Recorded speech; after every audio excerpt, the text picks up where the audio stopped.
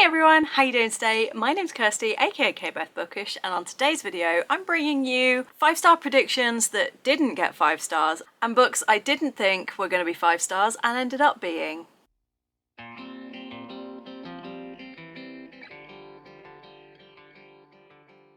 I was going through a load of videos that I'd saved on TikTok from going back to like 2022, and one of the videos that I saved about 3 different times was when this trend was quite popular over there. It's just literally looking at some books that I thought were going to get 5 stars but then I didn't give them 5 stars, and then books that I had lower expectations for that ended up blowing me out of the water. There are often books that I think are going to be 5 stars and are, such as, you know, Sunbearer Trials. I knew that was going to be 5 stars. Captive Prince I kind of knew was going to end up being 5 stars by the final book. Most Side Changelings, you know, there's a lot of times where I just know a book is going to do it and it does.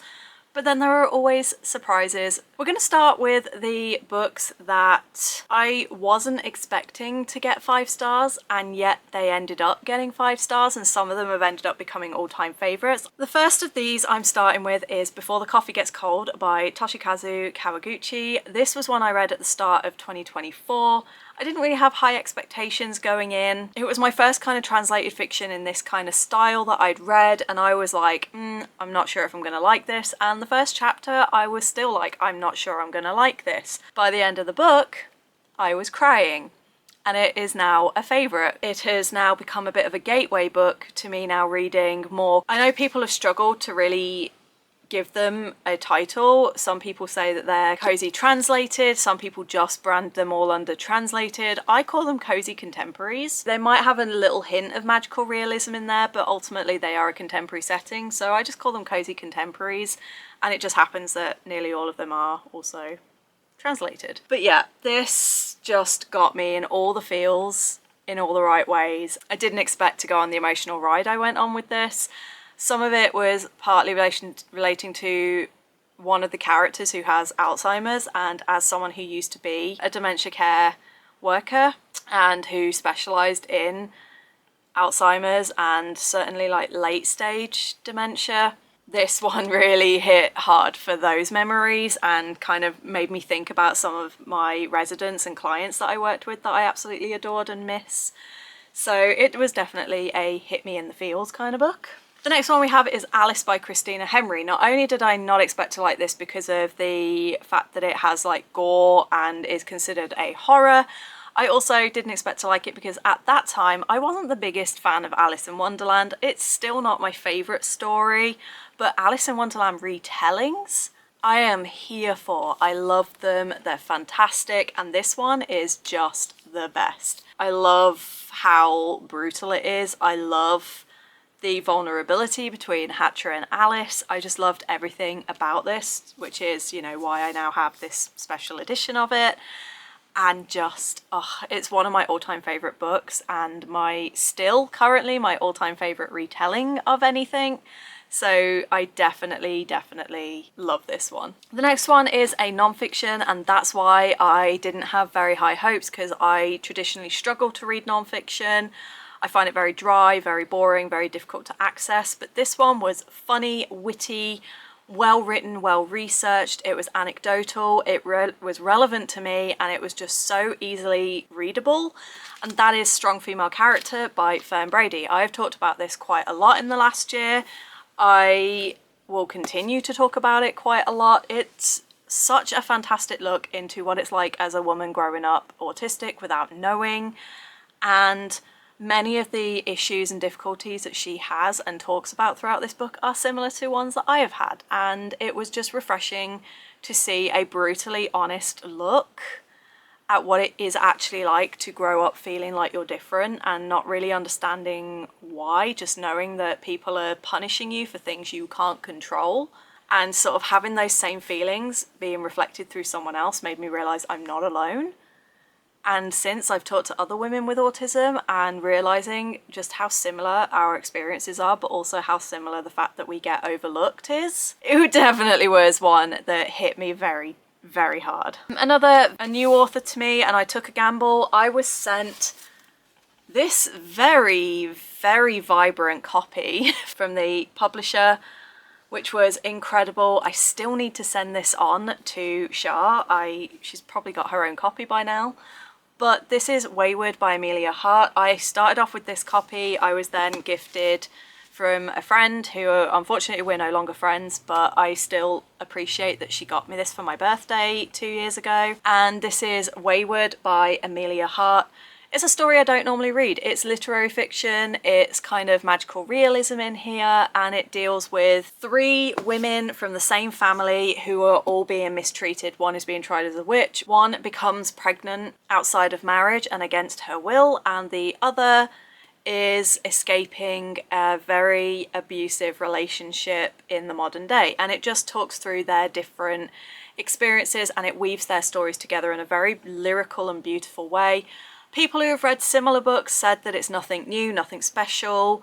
For me, who doesn't read those kind of books, it was beautiful. It blew me away. It had some gorgeous quotes in there, like when it was talking about him abusing her and talking about the ways that he controlled her. It was just like swelling her womb with his seed would be the ultimate form of dominance, the ultimate form of control. And I was like, ooh, shivers. And even as I'm talking, I'm like, I kind of want to reread this because I'm just remembering some of the stuff that happens and some of the quotes, and it's just gorgeous. So yes, I understand why some people didn't enjoy it, but for me this was a one-off experience that I haven't found since.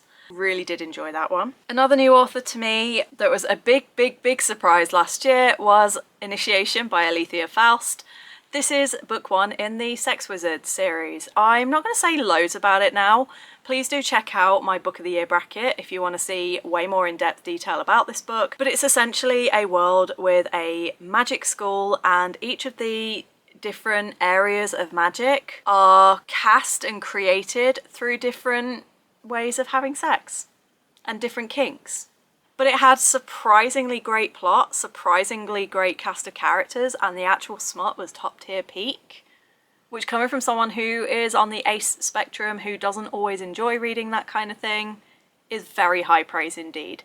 It was great. I loved it. I gave it 5 stars, and it took me 6 months to read because I had to keep putting it down to fan myself because I was overheating. So definitely one that was a surprise 5-star, but very glad it was. Another very surprise 5-star was one from this year, and that was Butcher and Blackbird by Bryn Weaver. This one was a big surprise. I read it for the My Bookishly Compatible series where I was reading Ren's favourite books, and I just picked it up on a whim. I started it in bed one night. I read the first chapter and was like, oh, I'm going to enjoy this. The next day I read 150 pages and then finished it the following day. I just could not put this book down. Anytime I did put it down, I immediately wanted to pick it back up. Watching these 2 serial killers fall in love while still hunting serial killers and turning it into a game of who can kill this serial killer first. It was so fun. It was great. There were a couple of scenes that were kind of uncomfortable. Not the ones you might be thinking. The ice cream? Everyone talks about the ice cream in this book. I was like, I saw that coming. Didn't really bother me because I kind of predicted that's where that was gonna go. What did get me was the things to do with like eyeballs. I was just like, ugh. And the dinner party bit before it, being like, oh no, Ronan, don't do it, don't do it. Oh no, and just watching as she's desperately trying to tell him to not do it, and he does, and you just kind of, yeah, that unsettled me, but the ice cream bit didn't at all. And I just loved the way that that play became a bit of a running joke throughout the rest of the book. But yeah, I had such a great time. The pacing was good, the banter was great. It's not a work of art, it's not the best book ever written, but it was so fun, and I can't wait to continue the series. And then the final one that I'm going to talk about in this section, House of Earth and Blood by Sarah J. Maas. By the time I got to this, I'd DNF'd the Throne of Glass series. I just didn't care anymore. I'd refused to even start ACOTAR because nothing about it said I'm going to enjoy this. And then this came along, and 25 hours of audiobooks later, I was a sobbing mess. I then read it again at the end of the year and was a sobbing mess yet again, and I still stand by the fact that I called this book of the year for 2023. I think it was. Can't have been. This was my book of the year for 2021, and I still stand by that. I just didn't expect to fall in love with Danica especially. I loved all of the different characters. I loved the way everything was built. I didn't really care about Hunt and Bryce. They just were nothing to me. But everyone else around them and all of the main plot and like the politics and everything, I thought was fantastic. There were at least 3 moments that had me crying, 2 with sorrow, 1 with laughter, and I thought it was a great book.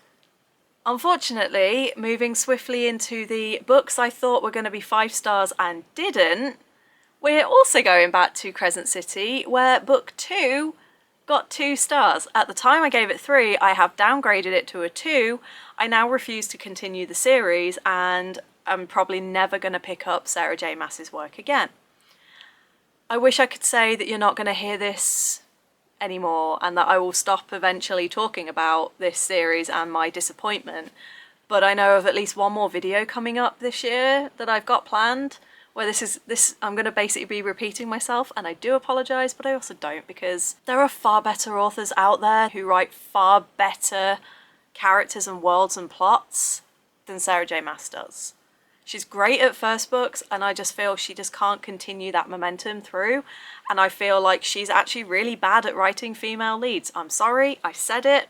If you disagree with me, that's fine, but I don't like how she writes female main characters. So yeah, there's that. The next one, for ones that I thought were going to be 5 stars but didn't, continuing with the kind of salty, not happy about it, is What Moves the Dead by T. Kingfisher. I had such high hopes going into this because I have kind of really stepped into wanting to read gothic books. I've really started to want to read horror, and I do have plans this year to read horror. So I thought this was going to be amazing, especially as it had that kind of more atmospheric, creepy feel, and I ended up being so bored that I just did not care. And for such a short book, it had so much exposition and backstory and world building about everything other than what was actually going on at that present time. I just lost all care and reason, and I think I gave this 3 or 4 stars in the end, but only because when the creep factor was on, it was incredible, but otherwise I just was not impressed. The next one I'm not really bitter about it, but I was quite surprised, is Legends and Lattes by Travis Baldree. I read this last year for my cottagecore video, and honestly, I thought this was going to be an instant 5 star. I had predicted that this was going to be in my book of the year list. I predicted it was going to be an all-time favourite, and I loved it. It was great, but it didn't quite hit that perfection mark for me. Just the pacing was slightly too slow and the stakes were a bit too low. And I have discovered, quite similarly to Olivia from Olivia's Catastrophe, that I love cozy fantasy when it has more than no plot. I don't mind if there's all vibes, but it has to have a little bit more than no plot. It has to have something. I think for me, the cozy genre is more suited to me when it's like the cozy contemporaries that I was talking about earlier, and translated fics where it is all substance, no style, where it's all about those core ideas and values, but I feel like it just doesn't work in a fantasy setting for me. It needs to have something going on. So I will still give more cozy fantasies a try, but I do think it might end up being a genre that's not quite for me, but we shall see. One that was a shock to almost everyone I know was Celestial Monsters by Aidan Thomas. Sunbearer Trials was 5 star. The series as a whole is up there in my all-time favourites. I will never not recommend it. But Celestial Monsters just had something missing that the first book had. And for me, that was the sort of the group dynamics, because the big party and all the competitors from the first book, they'd been split into 2 parties.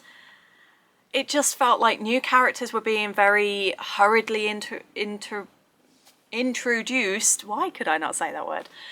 New characters were being very rushed and introduced too quickly. Old characters were not getting enough page time. And I just felt there was something ever so slightly not as good in the second book as the first one. This did still get 4.5, but it just didn't have what made the first one so fantastic for me. And it was definitely those the group dynamics, and it turns out I didn't think I would enjoy competition style books, but apparently I kind of do, where it's like these Hunger Games tournament styles. I really loved it in this series, and I preferred it to what happened in the second one, where it became a bit more generically sort of, oh, we've now got a quest to save the world. It felt a little bit more fresh and different in the first book. So yeah, I was not expecting to only give this 4.5, but it is still an all-time favourite. Aidan Thomas, of course it is.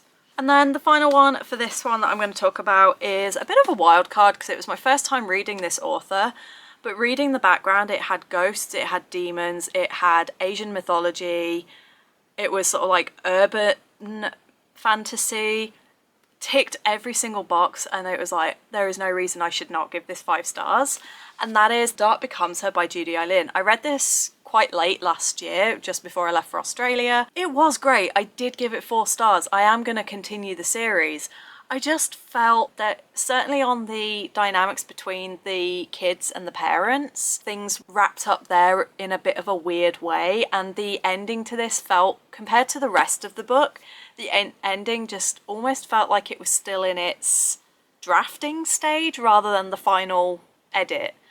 And there was just something about it that didn't quite grasp me. I think one of the big things is it could have dialed up the creep factor by about 5 notches and still very comfortably fit within the YA setting. It just kind of felt like every time it started to go creepy, she'd pull back and be like, oh no, I can't go too far. And it's like just one more step, and it would have been at that point where I would have been starting to get chills and, like, you know, looking over at shadows behind me just to make sure that they were just shadows. And I felt like it just didn't quite hit the mark in the way that I expected it to, which is a shame, because this was my cover of the year for last year. I still, again, stand by that because, oh, so gorgeous. But yeah, I did think this one was going to be 5 stars, and I was quite surprised when it wasn't. But it was still very thoroughly enjoyable, very much one that I recommend, and I definitely will get the sequel when that comes out. So yeah, I'll be keeping an eye out for that. So there you have it, a bunch of books that I thought were going to be 5 stars and then didn't get, and a bunch that I didn't think would be and did. Let me know in the comments if you had any books that have done this to you. Let me know what ones they were, or were any of these ones that you had the same issue, problem, result, whatever the right word is in this scenario. But let me know in the comments your thoughts. I'm always happy to hear from you. In the meantime, I hope you're all good. I hope you're staying safe. Don't forget to check out my Patreon and Etsy. Both are always linked below. My Etsy in particular, I am currently going through a bit of an overhaul. I will be rebranding, relaunching. So where I was originally saying it would be back in March, it is now looking more like it's going to be towards the end of this year. But please do still be patient and keep checking on those updates and liking the shop anyway. I do also have a sale on for the old products that I'm currently in the process of clearing out. So please do check all of that out, and I will see you on the next one. Bye!